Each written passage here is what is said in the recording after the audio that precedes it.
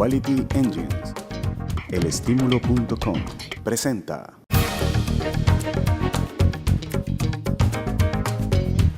Hola amigos, bienvenidos a una nueva emisión de Análisis Venezolano. Su anfitrión, quien les habla, Omar Lugo, junto con nuestros invitados abordaremos los grandes temas económicos, políticos y sociales de la Venezuela contemporánea, temas de interés para los venezolanos de dentro y fuera del país.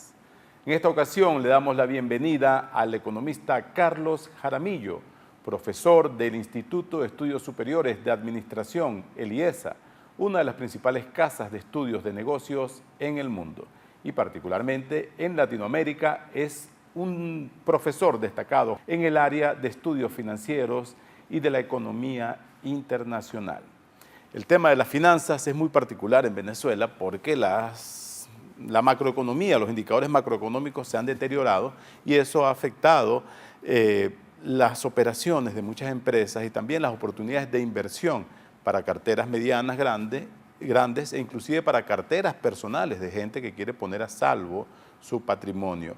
¿Cómo calificaría usted la situación actual de Venezuela desde el punto de vista de las finanzas públicas y las finanzas, el mercado financiero? Sí, en líneas generales yo diría que el problema del mercado financiero venezolano es que lo que ha tenido es una involución. Probablemente hace 30 años éramos mucho más sofisticados financieramente de lo que somos hoy en día.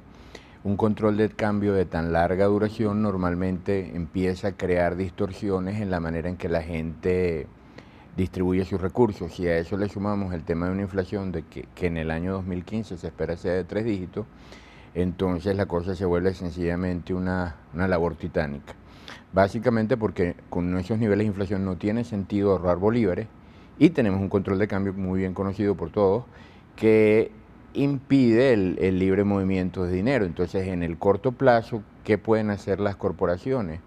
Básicamente las corporaciones lo que están tratando de hacer es apertrecharse de activos fijos o apertrecharse de inventarios, además con el agravante de los problemas de distribución de materia prima y de oferta de materia prima que existe en el mercado venezolano. A nivel de personas naturales la cosa es más complicada aún, porque con una inflación rampante, la capacidad de ahorro de la gente desaparece, a la mínima capacidad de ahorro que alguna gente pueda tener, que la destina a productos en bolívares, pues eso no tiene ninguna racionalidad.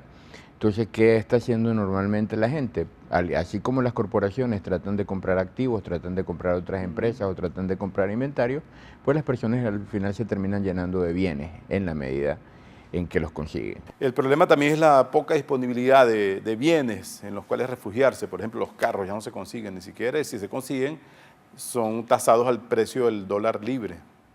De todas maneras, la gente siempre se rebusca y busca la manera de tratar de proteger los bolívares que tiene. Por ejemplo, siempre en economías inflacionarias la gente trata de anticipar ciertos tipos de gastos, por ejemplo, reparaciones en la vivienda principal, tener un poco más cuidado en temas médicos. Por ejemplo, la gente visita con más frecuencia a su dentista, trata de cuidar su salud y este tipo de cosas porque sabe que la prevención le permite ahorrar. Entonces, muchas veces los bolívares van para esto. Y cuando las cosas se ponen muy complicadas, pues la gente siempre puede terminar comprando pequeñas piezas de joyerías y cosas de ese estilo que, aun siendo activos imperfectos, pues como cobertura inflacionaria, pues en última instancia es preferible tener una prenda que tener unos bolívares que no valen nada. Ahora, según la estructura de ingresos de Venezuela, que han estudiado algunos centros de encuestas, solamente el 2,4, 2,5% de los venezolanos ganan por encima de 140.000 bolívares mensuales. Sí, eso es verdad. Por eso, a mí cuando me invitan a ciertos programas a conversar, por ejemplo, de cosas como qué hacer con las utilidades en diciembre, me parece que esos son ejercicios tontos, pues porque para el grueso de la población realmente el tema del ahorro es marginal, ¿no? Y las utilidades solo sirven para limpiar la tarjeta de crédito y comenzar. Sí, básicamente. Sin embargo, sí hay una gran experiencia en Latinoamérica sobre inflación y ahorro. Y lo que se muestra es que normalmente en Latinoamérica, sobre todo en los sectores populares, la gente ahorra contra propósitos específicos, no el ahorro abstracto que puede tener, por ejemplo, un profesional clase media en una ciudad como Miami. Es decir, la gente en Latinoamérica ahorra fuertemente porque va a comprar una moto. Exacto. ahorra fuertemente porque va a comprar un refrigerador. Y entonces, en metas concretas, periodos cortos, pues efectivamente la gente puede, se acumula los bienes que le interesan. Pero en Venezuela ya dejó de tener sentido también porque la inflación se termina devorando el salario. Cuando vas a comprar ese bien, resulta que ya vale mucho más No, caro. lo que pasa es que, si bien es verdad que la inflación es fuerte, estos son lapsos de ahorros muy cortos. Por ejemplo, un grupo familiar que necesita una moto para que uno de los hijos haga algún tipo de actividad, pues se proponen y en 4 meses hacen esfuerzos masivos y compran la moto. Ese es el tipo de cosas que terminan sucediendo. ¿Cómo afecta este cuadro económico a la salud financiera, por ejemplo, del sistema bancario, de las empresas dedicadas a este negocio? Los bancos tienen una cosa que los ayuda en estas situaciones, que es el hecho de que al fin y al cabo, en la medida que la economía se va haciendo en valores nominales más grandes, pues ellos en algún sentido sus balances también van creciendo. El gran problema tal vez para los accionistas de los bancos es que no pueden retener dividendos, perdón, no pueden repartir dividendos porque toda la utilidad que genera el banco se tiene que quedar en el banco para poder mantener las proporciones activos-capital que la regulación requiere. Sin embargo, los bancos tienen el beneficio de pues, que en algún sentido sus operaciones están escaladas a la inflación. Entonces ellos están mucho menos expuestos que otros sectores. Además ellos trabajan con dinero de terceros porque la gran base de financiamiento son depósitos del público. Entonces, en ese sentido, ellos están escalados al proceso inflacionario como Y tal. además depósitos cuya tasa de interés es muy por debajo de la inflación. Sí, efectivamente. Como usted decía, que no tiene sentido racional ahorrar en bolívares. Pero le preguntaba porque muchas empresas, inclusive transnacionales, han optado por comprar apartamentos, locales comerciales, etcétera, para resguardar activos. Para las Los bancos transnacionales no esto es pueden. un problema mucho más complicado, porque las transnacionales muchas veces, pudiendo comprar inmuebles, no lo hacen porque en casa matriz esto no es permitido.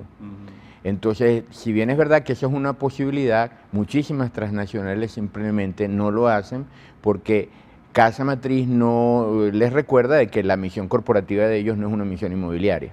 Entonces, en estos casos las multinacionales pues acumulan bolívares y bolívares y bolívares en la banca, que además les pagan unas tasas muy bajas porque si algo sobra hoy en día en Venezuela son bolívares. Bolívares que no compran nada. Bolívares que no compran nada. ¿Sí? Entonces sí hemos visto una enorme presión en el último año y medio de las multinacionales tratando de atacar este problema. ¿En qué sentido? Por ejemplo, las multinacionales están empezando a hacer lo que se llaman los procesos de desconsolidar.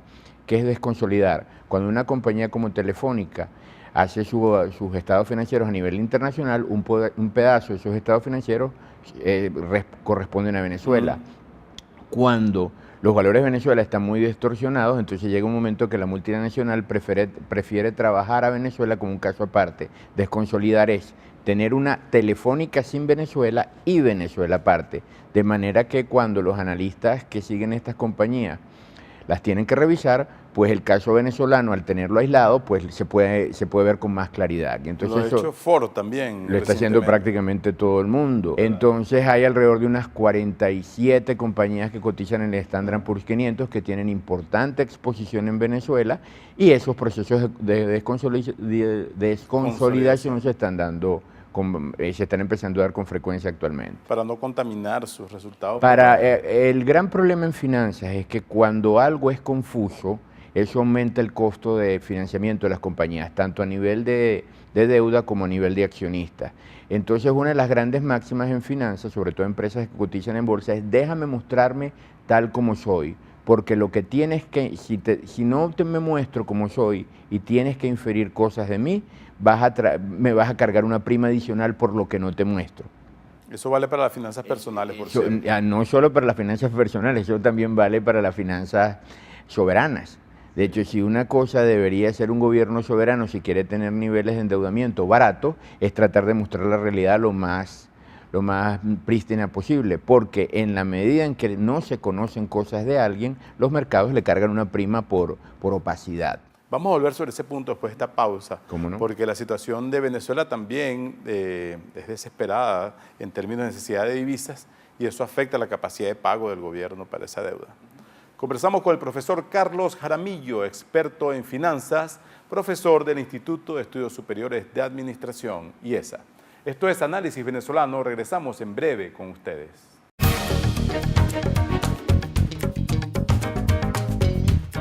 Quality Engines Auto Sale. Si no tienes Social Security ni crédito, nosotros lo resolvemos. Ven con la licencia americana o de tu país y de aquí te vas manejando. Te aprobamos el financiamiento del vehículo que tanto te hace falta. En Quality Engines tenemos muchos modelos para escoger. Nos adaptamos a tu estilo. Nuestra dirección 361 Northwest 36th Street, Miami. www.quality-engines.com. Quality Engines Auto Sales. Elestímulo.com. Noticias que te mueven. Tronic Solutions. Tenemos las mejores marcas: celulares, tablets, drones, cámaras GoPro, accesorios. Tenemos asesoría personalizada y showroom exclusivo. Garantía en toda Latinoamérica. Puedes comprar en Miami y retirar en Venezuela si así lo deseas. Precios especiales por apertura. Estamos en el 2708 Northwest 72 Avenida Doral. Tronic Solutions. Vanguardia tecnológica.